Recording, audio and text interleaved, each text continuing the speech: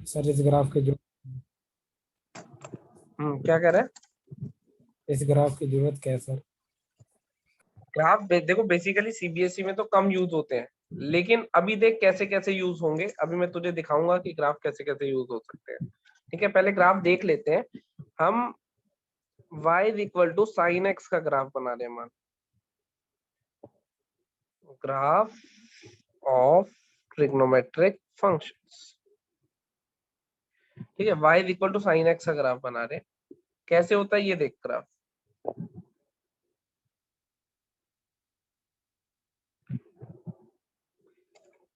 Sign x का graph कुछ ऐसा होता है हमारे पास।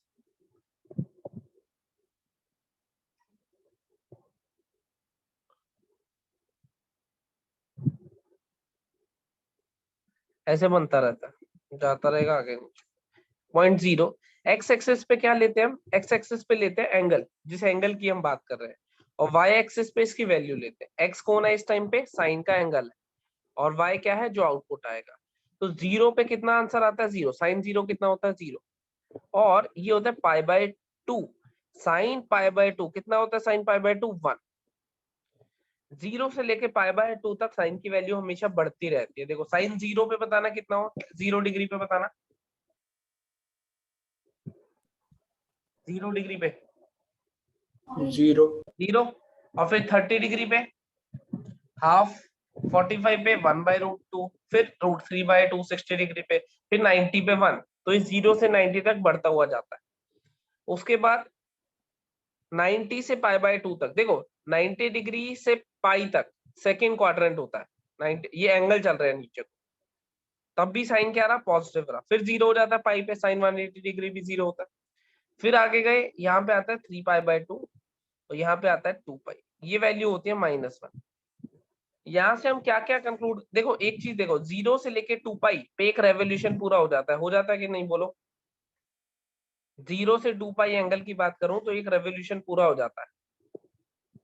हो जाता है। उसके बाद ग्राफ रिपीट करेगा सेम, चलते जाएगा भाई। ये यहां से लेके यहां तक ये एक वेव बनी है। यही वेव दोबारा बनेगी ऐसे नीचे आगे जाके। यही वेव पीछे दिख रही है तुम्हें इससे। तो हम क्या कहते हैं? साइन एक्स जो वैल्यू लेता है, साइन एक्स जो वैल्यू लेता है हमेशा -1 से लेके 1 तक लेता है। ना तो 1 से बड़ी वैल्यू कभी ले सकता है, ना ही -1 से छोटी वैल्यू कभी ले सकता है। इतना पॉइंट क्लियर हुआ? साइन एक्स जो वैल्यू लेता है वो -1 से 1 तक लेता है। ना ही 1 से बड़ी वैल्यू कभी साइन एक्स ले सकता है, ना ही -1 से छोटी वैल्यू ले सकता है। इतनी बात समझ आई? जैसे हमने, अगर मान लो बाय चांस ऐसे लिखा हमें कि साइन एक्स इक्वल्स टू 2 है, फाइंड एक्स, तो हम क्या कहेंगे सीधे? No value of x exist. कोई भी वैल्यू ऑफ एक्स एग्जिस्ट नहीं करती, क्योंकि साइन एक्स कभी भी 1 से बड़ी वैल्यू नहीं ले सकता। इसको हम बोलते हैं range of the function. Range तुम्हें याद है रेंज क्या होता था? जितनी वाई एक्सिस ग्राफ कवर करता था, यहां से लेके यहां तक। देखो ग्राफ इतनी ही वाई एक्सिस कवर कर पाया, 1 से कभी ऊपर नहीं जाता और -1 से कभी नीचे नहीं जाता। डोमेन पूरी, अगर मैं इसकी डोमेन की बात करता हूँ तो डोमेन क्या हो जाएगी हमारे पास? ऑल रियल, सारी वैल्यूज आ जाएंगी हमारे पास। समझ आया? इतने पॉइंट क्लियर हो गए जो मैंने बोला है? Yes sir. सही है। अब देखो कई बार वो हमें कहता है कि क्वेश्चन कैसे देता है, find the range of, find the range of 2 sin x plus 5। मान लो इसकी ये दिया, find the range of f x equals to 2 sin x plus 5। Range के क्वेश्चन हमने पहले भी करे थे रिलेशन फंक्शन चैप्टर में।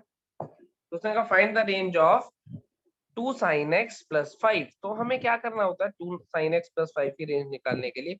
मुझे बताओ sin x कहां से कहां तक रहता है? -1 से लेके 1 तक। अब मुझे 2 sin x बनाना है तो 2 से मल्टीप्लाई कर लेता हूँ। 2 से मल्टीप्लाई करूंगा पूरी इनइक्वालिटी को, क्या बनेगा? 2 sin x 2। अब 5 ऐड करना है तो +5 कर देता हूँ हर जगह, ऐसा बनेगा। तो यहाँ कितना हो जाएगा? 3। यहाँ आएगा 2 sin x प्लस 5, यहाँ आएगा 7। तो ये बताओ 2 sin x प्लस 5 कहां से कहां तक वैल्यू ले रहा है? 3 से लेके 7 तक। तो मेरी रेंज क्या आ जाएगी? 3 से लेके 7 तक। इस तरह के क्वेश्चन भी तुम्हारे पास पेपर में आ सकते हैं। इसकी रेंज बता दो 2 sin x प्लस 5 की। फॉर एग्जाम्पल मैंने रैंडम एग्जाम्पल लिखा है, तो तुम्हें ऐसे एक्सप्रेस करना होगा उसे। क्लियर हुआ ये example?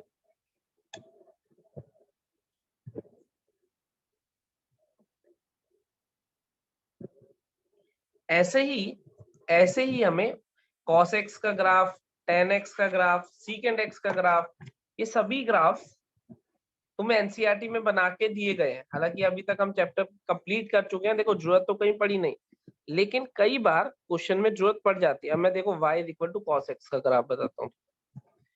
y equal to cos x का ग्राफ कैसा होता है हमारे पास?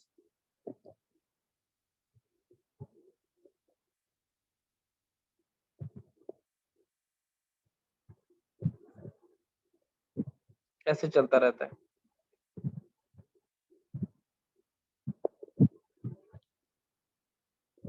And so on. 0 पे वैल्यू कितनी आती है? 1। cos 0 कितना होता है? 1। और 0 से 90 तक जाते तक cos 90 पे कितना होता है? 90 डिग्री। एंगल जब π/2, x की वैल्यू π/2 हो जाएगी, y हो जाएगा 0। और 1 से लेके 0 तक कम होता रहता है। तुम चाहो तो याद करो, cos 0 होता था 1, फिर cos 30 डिग्री √3/2, cos 45 डिग्री 1/√2, फिर 1/2। ऐसे तुमने वैल्यूज याद करी, कम होती जाती। फिर आगे आ जाता है π/2 से बड़े एंगल, जब हम उसमें इनपुट में x की जगह पे π/2 से बड़ा मतलब पाई तक देते तो नेगेटिव होता है ये सेकंड क्वाड्रेंट में। फिर थर्ड में ये कितना होता है? 3π/2। और फिर ये एंगल होता है 2π। इससे आगे सेम बनता है। इसकी वेव यहां से लेके यहां तक ऐसी बनती है। देखो एक वेव ये बनी, इससे आगे फिर वही बनी, इससे पीछे भी यही बनी।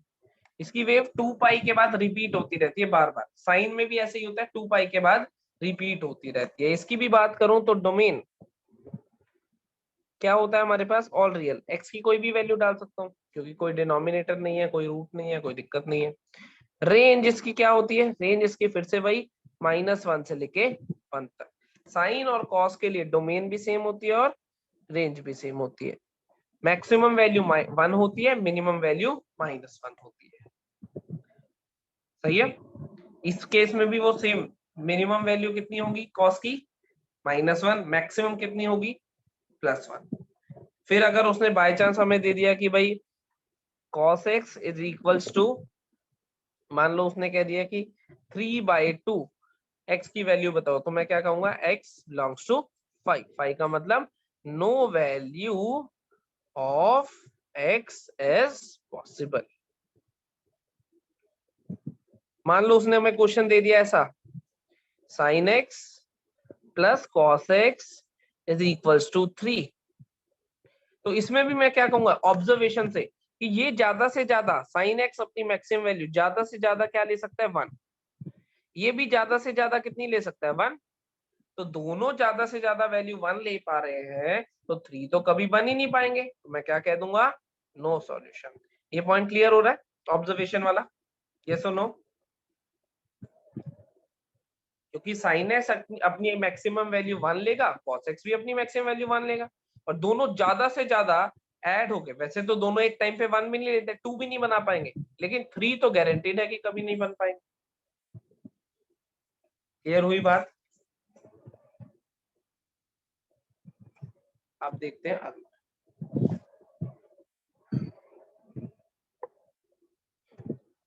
Third graph y equal to tan x। अगर मैं tan x की बात करूं तो tan x हमारे पास क्या होता है? sin x by cos x। क्या होता है? sin x by cos x। मुझे डोमेन के हिसाब से बताओ, डोमेन के हिसाब से यहाँ कोई दिक्कत है? डिनोमिनेटर, अंडर रूट, ऐसा कुछ है? बताओ जल्दी से। डिनोमिनेटर। बिल्कुल सही। यहाँ पे क्या है? डिनोमिनेटर दिखाई दे रहा है और हम चाहते हैं कि denominator should be non zero. तो जब जब cos x 0 होता है तब तब वो प्रॉब्लम बनेगा। बनेगा या नहीं? क्योंकि cos x तो कभी 0 हो ही नहीं सकता, डिनोमिनेटर है tan का। और cos x 0 कब होता है? ये हम सबने पढ़ा है। कब होता है cos x 0? 90 90 डिग्री कह लो, या अगर जनरल सॉल्यूशन की बात करूं तो 93 पाई बाय 2, 270 पे भी होता है, एंड सो ऑन चलता रहेगा वो।5/2 इसके जनरल सॉल्यूशन भी लिख सकते हो, पर्टिकुलर सॉल्यूशन भी लिख सकते हो, प्रिंसिपल सॉल्यूशन, वो तुम्हें पता है। तो इसका ग्राफ क्या आता है, थोड़ा सा ब्रेक हुआ हुआ ग्राफ आता है। कैसा देखा तुम्हें,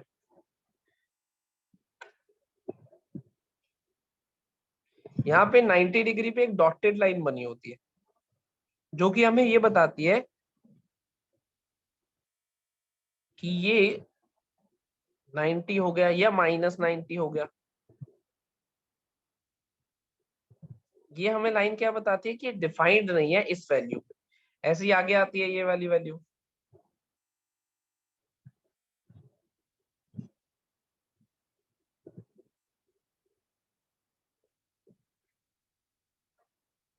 ये आ गया 0, ये आ गया π/2, ये आ गया पाई, ये आ गया 3π/2, ऐसे ही आगे आ जाएगा ये 2π, ऐसे चलता जाएगा।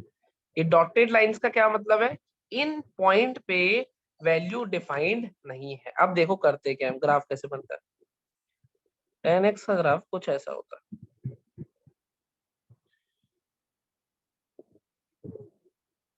कभी भी इस लाइन को कट नहीं करेगा, बिल्कुल पास चला जाएगा उसके, लेकिन कट कभी नहीं करेगा उसको।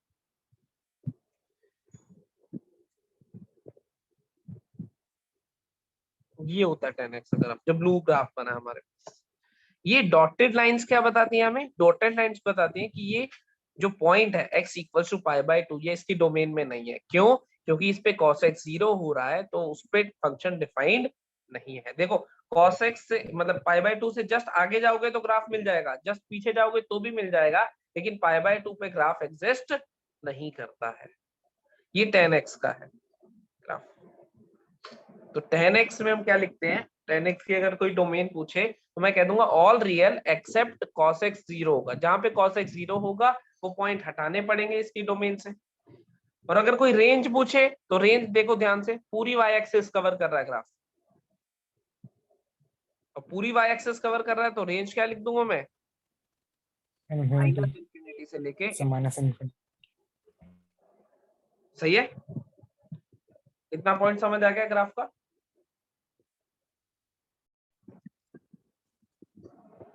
आ जाओ कुछ कुछ क्वेश्चन करते हैं, जो असाइनमेंट दी थी उसमें से ही कराता हूँ कुछ क्वेश्चन।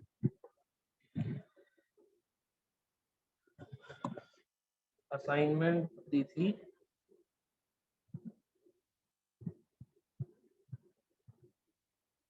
तुमने जो क्वेश्चन अटेम्प्ट करे उसमें से कोई डाउट है तो पूछ लो, पहले वही करा देता हूँ। जो तुमने कुछ क्वेश्चन जो अटेम्प्ट करे हैं उसमें से कोई डाउट है तो पूछ लो, पहले वही करा देता हूँ।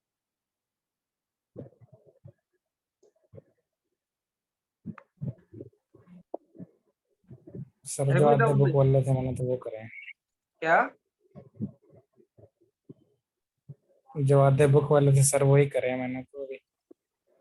अभी कंप्लीट, कल तक असाइनमेंट कंप्लीट करनी है, पता है ना। यस कर दोगे, हो, यस हो जाए।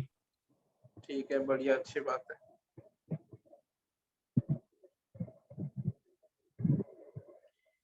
देखो चलो एक क्वेश्चन देता हूँ तुम्हें, करो अभी। cos a की वैल्यू तुम्हें दी हुई है कितनी, 4/5। cos b की वैल्यू तुम्हें दी हुई है कितनी, 12/13। cos a भी दिया हुआ है, cos b भी दिया हुआ है।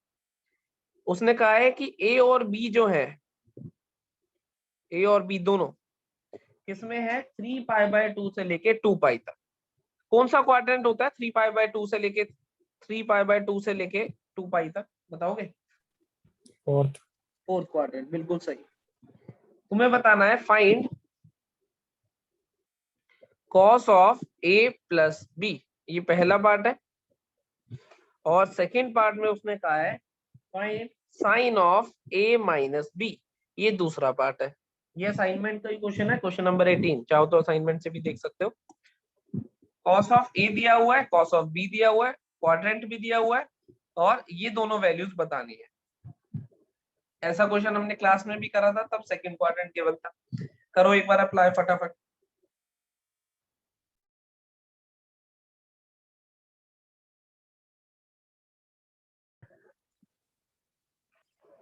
चलो देखो मैं करता हूँ। Cos of A plus B चाहिए हमें। Cos of A plus B किसके बराबर होता है? Cos A cos B plus sine A sine B. Plus sine A sine B. देखते हैं ये चारों वैल्यूज हमें पता है कि नहीं। कॉस ए पता है, कॉस बी पता है, और कॉस पता है तो साइन ए साइन बी भी निकाल पाऊंगा। तो पहले मैं साइन ए और साइन बी को निकालने की कोशिश करता हूँ, ठीक है। तो कॉस ए, या तो तुम ऐसे निकाल सकते हो कि कॉस स्क्वायर ए 1 माइनस कॉस स्क्वायर ए साइन स्क्वायर ए के बराबर होता है। ऐसा ही साइन स्क्वायर बी हमारे पास किसके बराबर होता है? 1 माइनस कॉस स्क्वायर बी। यहाँ पे डाल दो कॉस ए की वैल्यू 1 माइनस 16/25 कितना बना ये? 9/25। तो साइन ए की जो वैल्यू आई है वो कितनी आ गई? 3/5 प्लस और माइनस साइन के साथ। सिमिलरली ये बना, पाइथागोरस से निकाल लिया मैंने भी। पाइथागोरस से ठीक भी है। निकाल सकते हो, कोई दिक्कत नहीं। सिमिलरली ये बना, लेकिन कोशिश करो कि आइडेंटिटी लगा के, सीबीएसई में जितना ज्यादा लिखोगे उतने ज्यादा नंबर बनेंगे। 144 169 सब्ट्रैक्ट करूंगा, ये आएगा 25/169। तो साइन बी की जो वैल्यू आई वो आई प्लस माइनस 5/13। अब प्लस या माइनस में से डिसाइड करना है कि कौन सी ले।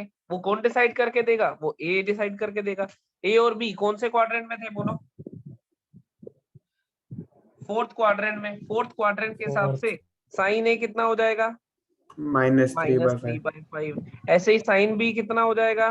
-5/13 -5/30। नेगेटिव साइन के साथ आ जाएंगे। अब हमें चाहिए cos A cos B plus sine A sine B. सारी वैल्यूज तो पता है, क्या कहते हो? Cos of A plus B निकालने के लिए सारी वैल्यूज तो पता है हमें। क्या आएगा? कॉस ए कितना? 4/5 इंटू कॉस बी कितना है? 12/13 plus sine A -3/5 sine B -5/13। Simplify करोगे आंसर आ जाएगा। ऐसे ही हमें sine of A minus B चाहिए। वो क्या होता है हमारे पास? Sine A cos B minus cos A sine B.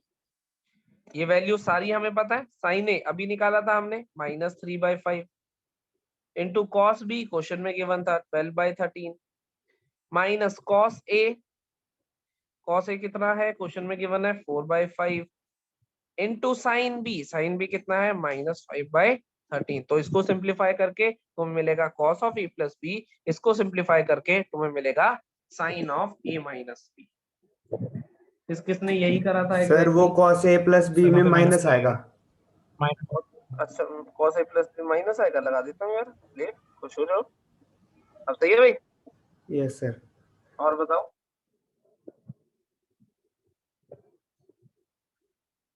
समझ गए? सर ये सर पहले का चैप्टर कितने मार्क्स का आता 33/65। है? एक मिनट, एक टाइम पे एक जना बोलो।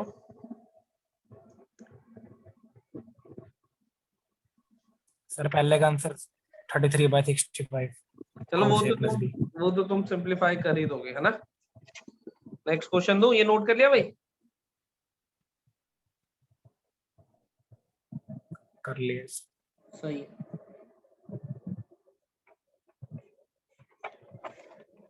सर आपको मार्क्स डिस्ट्रीब्यूशन पता है +1 का? +1 का तो स्कूल टू स्कूल वेरी करता है। +1 कोई स्टैंडर्ड वो नहीं है ना। और वो डिपेंड भी करता है कितने चैप्टर्स आने हैं और किसकी। अब मान लो तुम पहले यूनिट टेस्ट में तुम्हारे 2-3 ही चैप्टर आते हैं, जैसे पहला और दूसरा आया था, और दूसरे में मान लो 6 चैप्टर आ जाते हैं, लेकिन ट्रिग्नोमेट्री पे कंपैरेटिव वेटेज ज्यादा रहती है, क्योंकि लंबा चैप्टर है ना, टॉपिक्स भी बहुत सारे हैं, फॉर्मूले भी बहुत सारे हैं, अलग अलग एप्लीकेशंस हैं। समझे बात को? यस। नेक्स्ट क्वेश्चन लिखो जरा।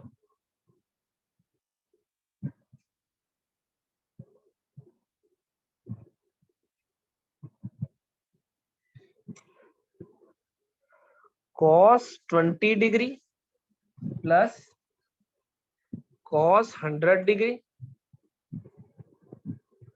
प्लस cos ऑफ 140 डिग्री, ये इक्वल्स टू 0 है, प्रूव करना है। या फिर कई बार वो दे देता है कि इसकी वैल्यू निकालो, cos 20 degree plus cos 100 degree plus cos 140।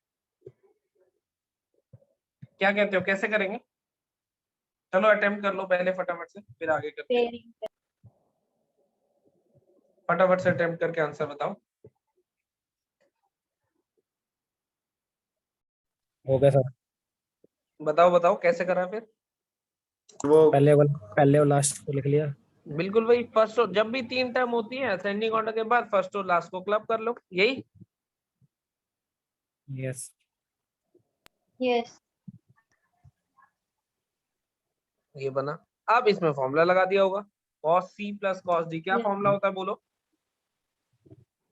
2 cos Cos x। x. 2 cos a plus b upon 2 a plus B upon 2, तो this plus this is 160 upon 2 is 80 degree, है ना? cos a minus b upon 2 cos of a minus B, this minus this कितना होता है? 120 bye 2 is 60 degree. देखना सही है भाई, बताना सही लिखा है?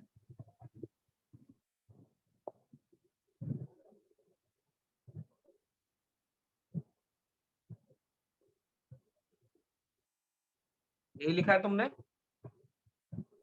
सही लिखा था। ठीक है, अब आगे बताओ अगला स्टेप।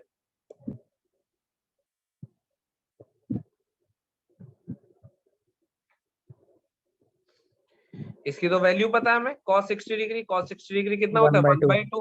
तो ये बनेगा 2 into cos 80 degree into 1 by 2 plus cos of 100 degree. ये 1 बाई 2 से 2 शहीद हो जाएगा, तो ये बना cos of 80 degree plus cos of 100 degree. फिर से फॉर्मूला बन गया cos c plus cos d, किसके बराबर होगा? 2 cos of this plus this by 2 90 degree, cos of this minus this by 2, this minus 50। this is 20 10 degree, this minus this is 20 by 2। सही है? तो cos 90 की वैल्यू कितनी होती है? 0। तो cos 90 अगर 0 होता है तो ये पूरी टर्म को क्या बना देगा? 0, which is right hand side. बताओ कोई दिक्कत, कोई समस्या?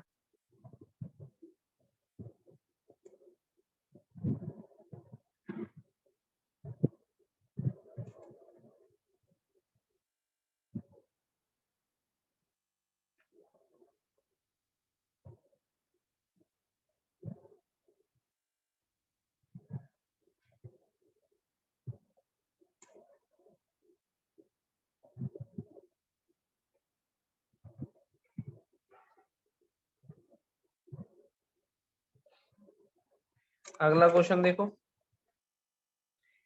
tan 8 theta minus tan 6 theta minus tan 2 theta equals to tan 8 theta tan 6 theta tan 2 theta. ये प्रूव करना है। Prove that tan 8 theta minus tan 6 theta minus tan 2 theta equals to तीनों का प्रोडक्ट। फटाफट से प्रूव करने की कोशिश करो, जल्दी से प्रूव करने की कोशिश करो।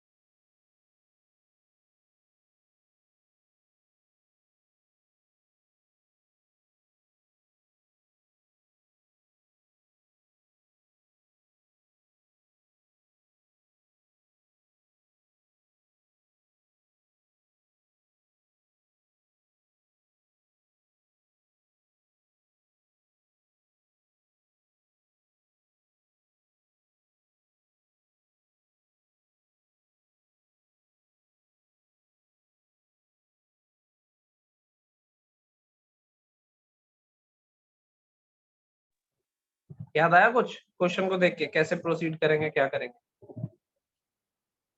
यस बताओ क्या। सर, पहले इसको सेंडिंग ऑर्डर में लिखेंगे ठीक है, उसके बाद इनिशियल्स को, और फिर पेयरिंग स्टार्ट करेंगे। फिर पे, लेकिन 10 में तो पेयरिंग में थोड़ी सी समस्या भी हो सकती है। और कोई सोचो, एक अच्छा सा तरीका करा था इसका हमने एनसीईआरटी में, एक एग्जांपल था, उसके अलावा एक्सरसाइज का भी क्वेश्चन था सेम। पेयरिंग के अलावा क्या चीज? हाँ, पेयरिंग के अलावा कुछ। 10x y minus 10x minus y formula लगा देंगे। ये पहले 8 को लिख के। रुको जरा 1 मिनट। तुम मुझे ये बताओ, क्या तुमने ऐसा क्वेश्चन करा 10 3 थीटा या 10 3x minus 10 2x minus 10x equals to 10 3x into 10x into 10 2x, ये प्रूव करने का कर रहा है सर। कैसे करते थे? ये तो एनसीईआरटी का ही है। 10 3x is equal to 10 2x plus x। अरे तो यही तो सेम क्वेश्चन लिखा है मैंने। देखो, इसका सम इन दोनों का 6 थीटा और 2 थीटा को सम करके क्या बन रहा है, तो इसमें क्या लिखना होगा, tan of 8 theta tan of 6 theta plus 2 theta. यहाँ पे फॉर्मूला लगा दो tan of a plus b का, tan 6 theta plus tan 2 theta upon 1 minus tan 6 theta tan 2 theta. tan 8 theta यहाँ लिखा ही हुआ है, क्रॉस मल्टीप्लाई करो, क्रॉस मल्टीप्लाई करके अपने हम ये इक्वेशन बन जाएगी। यही सेम नहीं करते थे? बताओ 3x वाले में भी, बोलो यस और नो। वहां पे तुम tan 3x equal to tan x plus 2x लिखते थे, यहाँ पे ये फॉर्मूला लगाते थे, क्रॉस मल्टीप्लाई करके इक्वेशन बन जाती थी। यही होता था इस क्वेश्चन में, बोलो यस और नो जल्दी से। यहाँ भी तो ऐसे ही Yes. करते थे कि tan 3x इक्वल टू क्या लिखते थे, tan 2x प्लस x, यहाँ पे फॉर्मूला लगा लेते थे, क्या बनता था, tan of 2x plus tan of x upon 1 minus tan x tan 2x। यहाँ आ जाता था tan 3x, क्रॉस मल्टीप्लाई कर लेते थे, तुम्हारा आंसर आ जाता था। बिल्कुल डिट्टो सेम ही तो क्वेश्चन है। क्या कहते हो, है या नहीं डिट्टो सेम, यस और नो? यस फिर क्वेश्चन की पहचान हुई। अब जब tan में ऐसी एक इक्वेशन सी दी हुई है, का प्रूव दैट, कैसे प्रोसीड करना है, पहचान हुई, यस और नो? सर।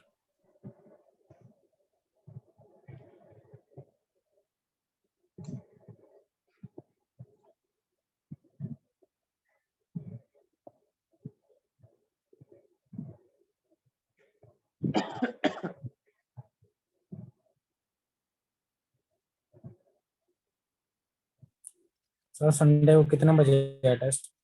टेस्ट का टाइम मैं ग्रुप पे डाल दूं। सर ऑफलाइन आना है। देख लेंगे।